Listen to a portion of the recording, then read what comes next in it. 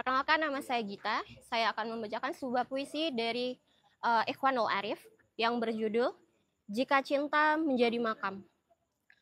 Jika cinta memakamkan kebenaran, bagaimana bisa jantung berdegup tenang dan menantang kematian dengan tenang. Berhentilah menepi dan menyatu pada irama angin serta tanah, menadah wewangian pada bunga atau apa saja yang bikin kita gagap. Aku telah saksikan wajah-wajah pasti berlomba penuh kecemasan dan kecemburuan pada Tuhan.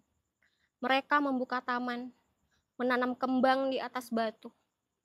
Yang lain mencakokkan tubuh ke batang, meninggalkan akar kelahiran, lapuk tertimbun, karcis hiburan, koran, atau penjara dalam beratus-ratus rak.